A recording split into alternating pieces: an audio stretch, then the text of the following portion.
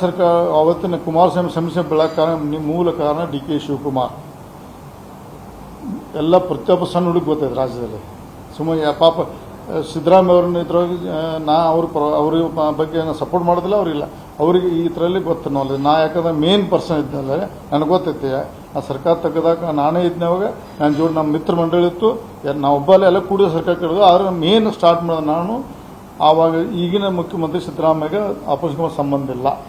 ದೇವೇಗೌಡರವರು ಹೆಂಗದ ಅವ್ರಿಗೆ ಗೊತ್ತಿದ್ದು ಗೊತ್ತಿಲ್ಲ, ಅವ್ರು ಕೇಳ್ರಿ. ನನಗೆ ಗೊತ್ತಿದ್ದು ನನ್ನ ಪ್ರಕಾರ ನಾ ಪ್ರತಿಯೊಂದು ಹಂತದಲ್ಲಿ ಫ್ರಂಟ್ ಲೈನ್ ಇದ್ದ ಸರ್ಕಾರ ಕೆಡೋತ್ನಾಗಿದ್ದಾಗ ಡಿ ಕೆ ಶಿವಕುಮಾರ್ ಬೆಳಗಾವಿ ರಾಜಕೀಯದ ಹಸ್ತಿ ಮಾಡೋಣ ನಾನು ಸರ್ಕಾರ ಕೆಡೋದು ನಾವು ಇಡೀ ರಾಜ್ಯಕ್ಕೆ ಗೊತ್ತೈತಿ. ಇವತ್ತು ಪುನರ್ರಚನೆ ಮಾಡ್ತಾನೆ ಅದನ್ನ ಡಿ ಕೆ ಶಿವಕುಮಾರ್ ಬಿಟ್ಟು ಡಿ ಕೆ ಅವರಿಂದ ಸರ್ಕಾರ ಬಿತ್ತು. ಈಗ ನನಗೆ ಗೊತ್ತು ಈಗ ಮುಂದೆ ದೇವೇಗೌಡರು ಸಿದ್ದರಾಮಯ್ಯಿಂದ ಅಂದಾರ ಮತ್ತು ಹೋಸಲೂ ಡಿ ಕೆ ಶಿವಕುಮಾರ್ ಕಾರಣಕ್ಕೆ ಸರ್ಕಾರ ಪತನ ಐತಿ. ಈ ಬಾರಿ ಡಿ ಕೆ ಶಿವಕುಮಾರ್ ಕಾರಣಕ್ಕೆ ಪತನ ಆಗ್ಬೋದೇನು ಅದು ನನಗೆ ಗೊತ್ತಿಲ್ಲ. ನಾಯಕ ಅವಾಗ ನಾವು ಕಾಂಗ್ರೆಸ್ ಇದ್ದ ಈಗ ನಾನು ಭಾರತೀಯ ಜನತಾ ಪಕ್ಷ ಶಾಸಕ ಭಾರತೀಯ ಜನತಾ ಪಕ್ಷದ ನಿರ್ಣಯ ಎಂದು ಅದಕ್ಕೆ ನಾ ಬದ್ದೇನೆ. ಆದರೆ ಇವತ್ತು ನನ್ನ ಅನಿಸಿಕೆ ನಮ್ಮ ಮನವಿ ಮಾಡ್ಕೋದಲ್ಲ, ನಾನು ಇವತ್ತಿನ ಸಂಘರ್ಷದಲ್ಲಿ ಭಾರತೀಯ ಜನತಾ ಪಕ್ಷ ತಟಸ್ಥಾಗಿ ಉಳಿಬೇಕಂತ ಮನವಿ ಮಾಡ್ಕೋತಾನೆ ತಮ್ಮ ಮುಖಾಂತರ. ಆ ಅಡಿಯಲ್ಲಿ ಹೋಗಬಾರ್ದು, ನಾವು ವೇಟ್ ಮಾಡಬೇಕು. ಅವ್ರು ಏನು ಮಾಡ್ತಾ ಅವ್ರು ತನ್ನ ಅವ್ರ ಕಷ್ಟ ಬಡದಾಡಲಿ, ಏನು ಬೇಕಾ ಮಾಡಲಿ, ಅವ್ರು ಹೊಲಸು ಒಂದು ನಾವು ಮೈ ಮೇಲೆ ಹಾಕೋಬಾರ್ದು. ನಾವು ಪೂರ್ವ ಪ್ರಮಾಣ ಸರ್ಕಾರ ತರಲಿಕ್ಕೆ ಚುನಾವಣೆಗೆ ಹೋಗೋದು ಒಳ್ಳೆಯದು, ನನ್ನ ಸ್ವಂತ ಅಭಿಪ್ರಾಯ. ಅದು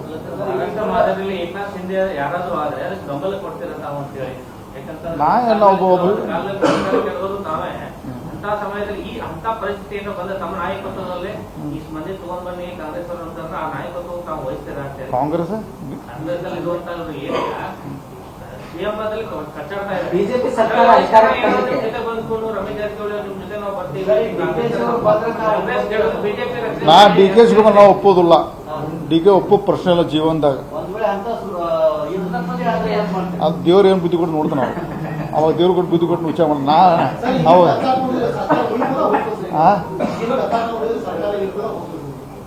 ಉಳಿಬೇಕನ್ನೋಣ. ಇನ್ನೂ ಎರಡು ಸರ್ಕಾರ ಮಾಡಬೇಕು. ಜನಾದೇಶ ಇದೆ, ಪದೇ ಪದೇ ಚುನಾವಣೆ ಮಾಡಿ ರಾಜ್ಯಕ್ಕೆ ಒಳ್ಳೇದಲ್ಲ. ಅವ್ರು ಇನ್ನೂ ಒಳ್ಳೆ ಸರ್ಕಾರ ಕೊಟ್ಟು ಇನ್ನು ಬಡವರು ಸೇವೆ ಮಾಡ್ಬೇಕಂತ ನಾನು ಮನವಿ ಮಾಡ್ಕೊತೇನೆ ಸಿದ್ದರಾಮಯ್ಯ. ನನಗೆ ಗೊತ್ತಿಲ್ಲ ಮಾಧ್ಯಮದಲ್ಲಿ ನನಗೂ ಹೈಕಮಾಂಡ್ ಬಹಳಷ್ಟು ಹತ್ತಿರದ ನೋಡಿಲ್ಲ, ಇನ್ನೂ ಅಂತ ಸಿಸ್ಟಮ್ ಬರೀ ಮಾಧ್ಯಮದಲ್ಲಿ ಮಾತ್ರ ನೋಡಿದ್ದೀನಿ ನಾನು. ಅಲ್ಲಿ ದೇವರ ಬುದ್ಧಿ ಅವಾಗ ಏನು ಕೂಡ ನಾವು ನೋಡ್ತಾನೆ. ಈ ಸಂದರ್ಭ ಹೇಳಕ್ಕಿಲ್ಲ, ಆ ಟೈಮ್ದಾಗ ದೇವರ ಬುದ್ಧಿ ಕೂಡ ಆ ನಿರ್ಣಯ ತಗೋತಾನೆ. ಅವನು ಒಪ್ಪೋ ಪ್ರಶ್ನೆ ಬರೋದಿಲ್ಲ ಜೀವನದಾಗ. ಡಿ ಕೆ ಶಿವಕುಮಾರ್ ಒಪ್ಪೋ ಪ್ರಶ್ನೆ ಬರೋದಿಲ್ಲ.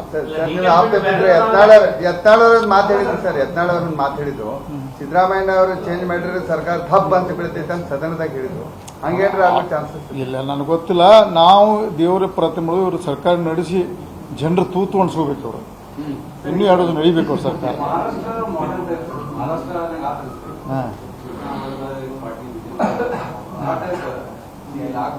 ಇಲ್ಲಿ ಆಗೋ ಪ್ರಶ್ನೆ ನೋಡ್ರಿ, ನಂಬರ್ ಗೇಮ್ದಲ್ಲಿ ಬಹಳಷ್ಟು ನಮ್ಮ ಡಿ ಕೆ ಶಿವಕುಮಾರ್ ಸನ್ಮಾನ ಡಿ ಕೆ ಶಿವಕುಮಾರ್ ನಂಬರ್ ಭಾಳ ಕಡಿಮೆ ಅದಾವ.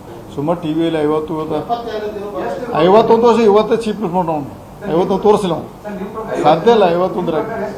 ನನಗೆ ಗೊತ್ತಿಲ್ಲ ಅವ್ರ ಪಕ್ಷ ಅಂತ ನೋಡಿ. ನೀವು ಚರ್ಚೆ ಮಾಡೋದು ಕಾಶಿಯಾಗಿ ಫ್ರೆಂಡ್ಸ್ ಚರ್ಚೆ ಮಾಡೋದು ನಮ್ಮ ಡ್ಯೂಟಿ ಅಲ್ಲ. ಅದು ನಮ್ಮ ಭಾರತೀಯ ಜನತಾ ಪಕ್ಷ ರಚನಾದ ಬಗ್ಗೆ ವಿರೋಧ ಪಕ್ಷ ಕೆಲಸ ಮಾಡೋಕಂತ ನಾನು ಮನವಿ ಮಾಡ್ಕೋತೇನೆ.